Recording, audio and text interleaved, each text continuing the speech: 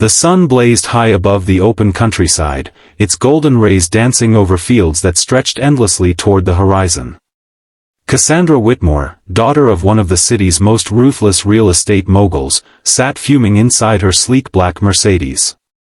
She tapped her manicured nails on the steering wheel, annoyed that her GPS had led her down a dusty back road. Her stilettos were not made for dirt, and neither was she. She had come all this way because her father had sent her to personally convince a stubborn old farmer to sell the last piece of land blocking his next luxury development. Charm him, flatter him, offer double if you must, he had said. But get that signature. The car came to a slow halt when she spotted a large red tractor parked by the road, its hood open. Standing beside it was a tall, rugged man with rolled-up sleeves, grease-streaked arms, and a calm demeanor. He glanced her way but continued fiddling with the engine. She stepped out hesitantly, instantly regretting her blue designer dress and heels that now sank into the dirt. "Need help?" she called, shielding her eyes from the sun. The man looked up, amused. "You offering, city girl?" She gave a nervous laugh. "Not exactly the type to carry a toolbox, but I could hold something, if it helps." He tilted his head, studying her. "You don't look like someone who gets their hands dirty." "I don't," she replied honestly. "But maybe today's different." With a nod, he handed her a heavy wrench. "Hold this steady while I tighten this bolt." The next 15 minutes were clumsy but sincere. Her heels wobbled, her dress wasn't made for bending, and she winced at every speck of dirt. But she stayed.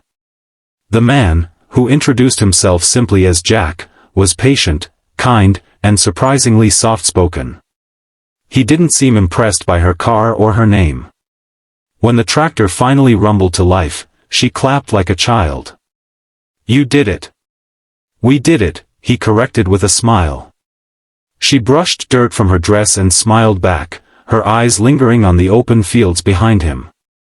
"This land is beautiful. Peaceful. Must be hard to imagine giving it up." Jack's smile faded slightly. "Why would I give it up?" She hesitated. This was the moment. "My father is developing a high-end community nearby. He's been trying to buy this land, your land, for months. I was sent to make you an offer." Jack's brow furrowed. "So that's why you stopped?" "No," she said quickly, ashamed. "I saw you needed help. That was real. The business part, that came after." Jack stepped back, wiping his hands on a rag. "Your father wants to bulldoze this valley. Turn it into fake lakes and tennis courts." She nodded. "Yes. But I didn't see it until now. The quiet, the history, it's alive out here." Jack looked at her, not with anger but disappointment. "This land has been in my family for generations. My grandfather planted those apple trees. My mother taught me to ride horses over that hill. This isn't just dirt and grass. It's memory." "I understand now," she said softly. "No offense," he added, "but understanding it in high heels doesn't mean you can buy it." She gave a sad smile. "Fair." He turned toward the field but then paused. "Why do you work for your father, anyway? You seem different." Cassandra sighed. "Because it's all I've ever known. Meetings, contracts, acquisitions. I was raised to chase value, not meaning." Jack chuckled. "Well, sometimes the most valuable things can't be measured in dollars." She nodded, then glanced back at her car. "I should go. But, thank you, Jack." He gave a nod and turned back to his tractor. Weeks passed, and Cassandra couldn't forget that day.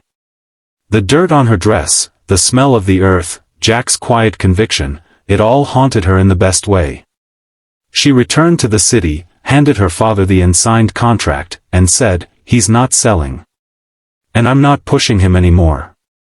Her father fumed. "That land is the cornerstone of this deal." She stood tall. Then maybe it's a deal not worth making. She walked out of that office and didn't look back. Months later, she found herself back on that same dirt road, wearing jeans, sneakers, and a flannel shirt. No makeup. No titles. Just Cassandra. Jack looked up from a pile of wooden crates. Well, well. You again. She smiled.